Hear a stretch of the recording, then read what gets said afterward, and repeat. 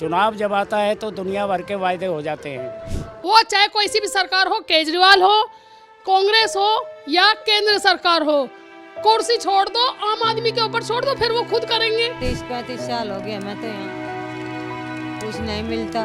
इतने बड़े बड़े प्रधानमंत्री बैठ लिए, आज तक हमारे लोहारों की कुछ भी सहायता नहीं हुई। हम तो यही कहना चाहते हैं कि झुग्गी झोंपड़ी वालों को रहने का ठिकाना करें।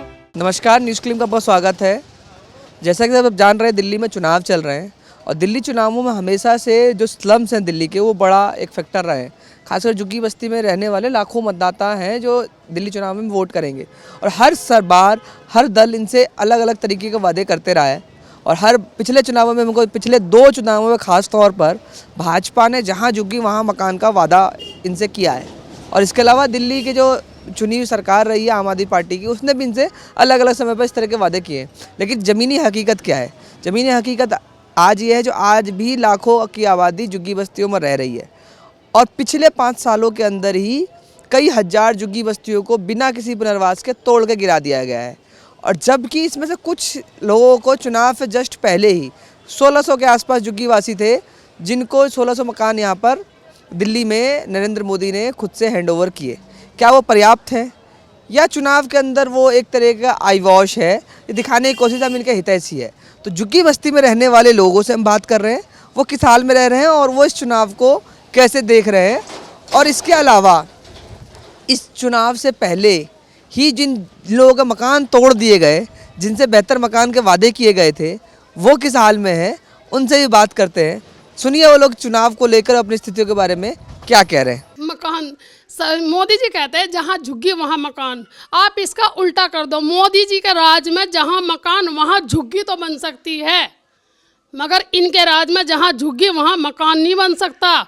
मैं लिख के दे सकती हूँ इस चीज़ को गारंटी के साथ में 100 के 100% के, जहाँ मोदी जी होंगे वहाँ झुग्गी में मकान नहीं बनेगा, वहाँ मकान में झुग्गी बनेगी। क्योंकि मैं देखती आ रही हूँ जब से मोदी जी का राज आया है ना, मैं क्लियर कह रही हूँ कि जब से पहले सुनते थे कि ये सरकार ऐसा करिए, ये सरकार ऐसा करिए, मगर केंद्र सरकार के राज में यही हो रहा है कि यहाँ मकान तोड़े जा रहे हैं, वहाँ मकान तोड़े जाते हैं।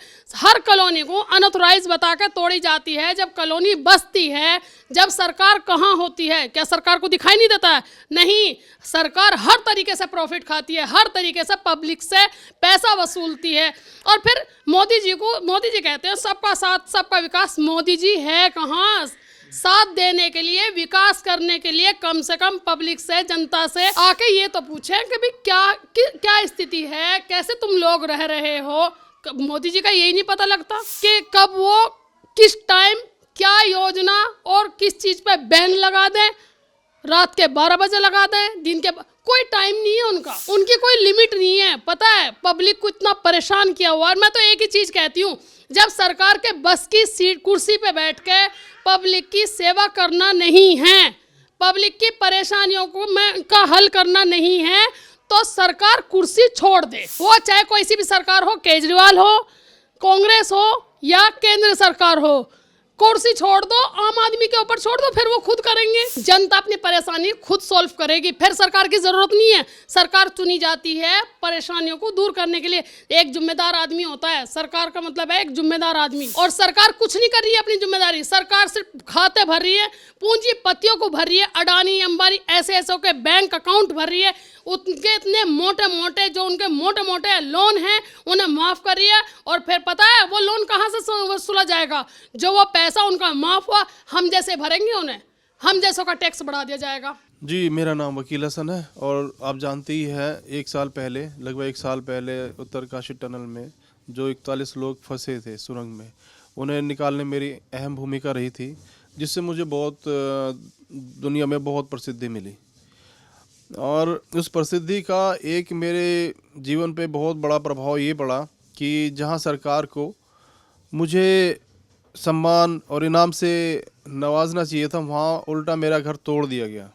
मेरे साथ बहुत से नेताओं ने ये आश्वासन दिया कि हम आपका घर बनाएंगे, आपका जो नुकसान है उसे हम पूरा करेंगे। लेकिन सब कहने के लिए किसी ने आगे बढ़कर मेरे लिए कोई भी सहायता नहीं की, सिर्फ फ़ोटो खिंचाने तक ही सीमित रह गए।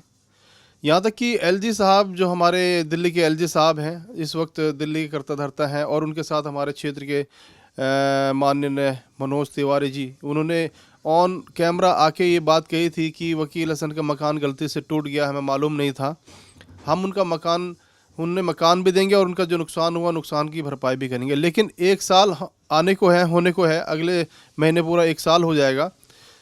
आज भी हमारी कोई भी हमारी सुध लेने वाला नहीं है सरकार में, और ये एक बहुत बड़ी शर्म की बात है कि जिसने देश के लिए अपने परवाह नहीं की, अपने बच्चों की परवाह नहीं की, उसको आज उस सरकार ने एक सांप्रदायिक राजनीति का रंग दे के मकान तोड़ के किराए पे रहने के लिए मजबूर कर दिया। क्या करें भैया, हमारे बच्चों के लिए रहने के लिए ठिकाना करें।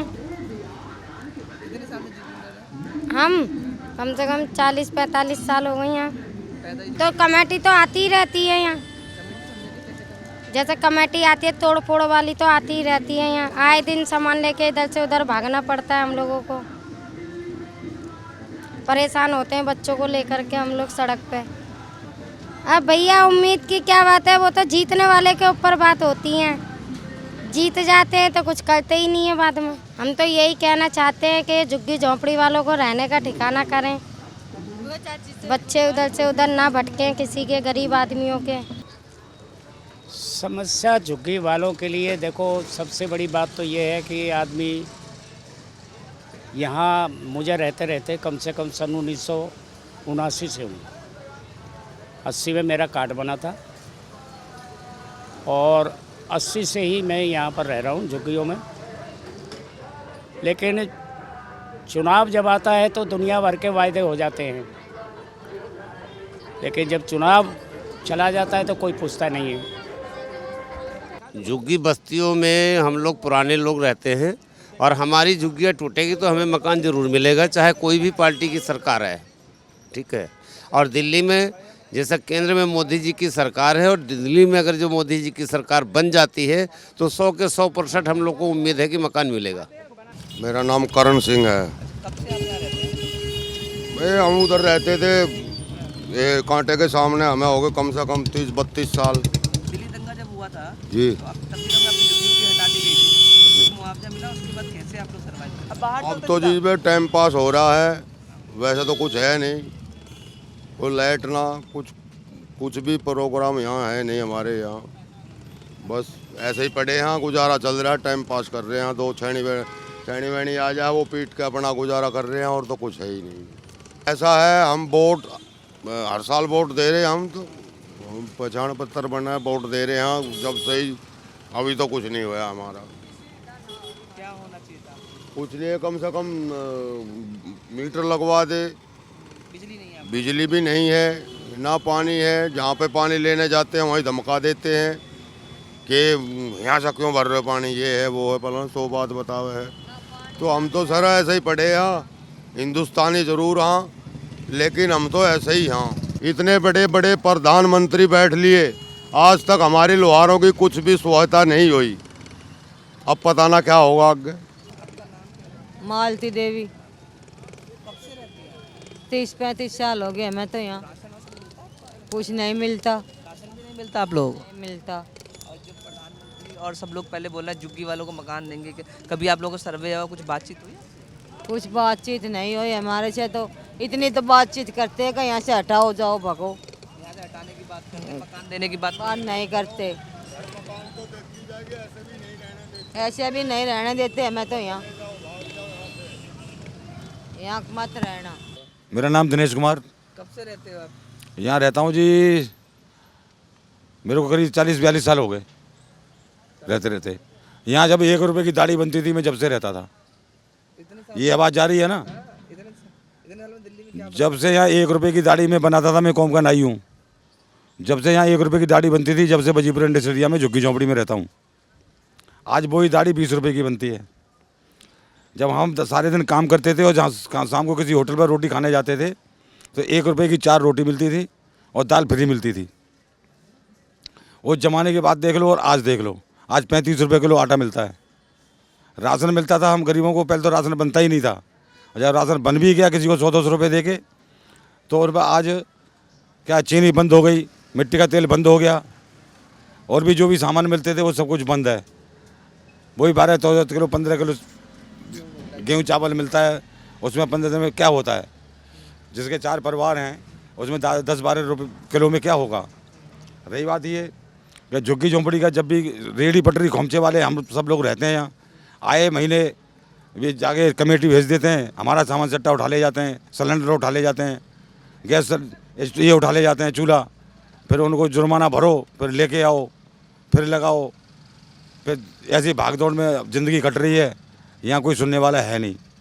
हमारे पहले कांग्रेस थी, SK भगत थे, इंदिरा जी थी, शीला दीक्षित थी, वो गरीबों का कुछ सुनती थी, कभी कमेटी नहीं आती थी, बेचारे गरीब आदमी रेहड़ी पटरी खोमचा पटरी रेड़ों पर लगा के अपना गुजारा करते थे, अपना कमाते खाते थे, खुश रहते थे। जैसा कि अपनी पूरी बातचीत में सुना, जो झुग्गी बस्ती में रहने वाले मजदूर परिवार हैं अधिकतर, वो आज भी इस भय में जी रहे हैं कब इनको बेदखल कर दिया जाए, क्योंकि दिल्ली के अंदर पिछले कुछ सालों के अंदर 20,000 से अधिक झुग्गियाँ तोड़ दी गई हैं। उनमें से अधिकांश को पुनर्वास नहीं मिला है, जबकि ये मानव का सिद्धांत और कई कोर्ट के ऑर्डर में सुप्रीम कोर्ट ने भी कहा है बिना पुनर्वास के किसी का मकान नहीं तोड़ा जा सकता। लेकिन यहाँ देख रहे हैं रेड माइनर्स वकील हसन जैसे लोगों का भी घर तोड़ दिया गया है, और वो भी आज भी किराए के मकान में रहने को मजबूर हो रहे हैं। दूसरी तरफ फिर चुनाव के समय आते हैं, एक बड़े बड़े वादों की झड़ी लगा दी गई है। अब देखना ये लोग किनके वादों पर विश्वास जताते हैं और किसको अपना समर्थन देते हैं।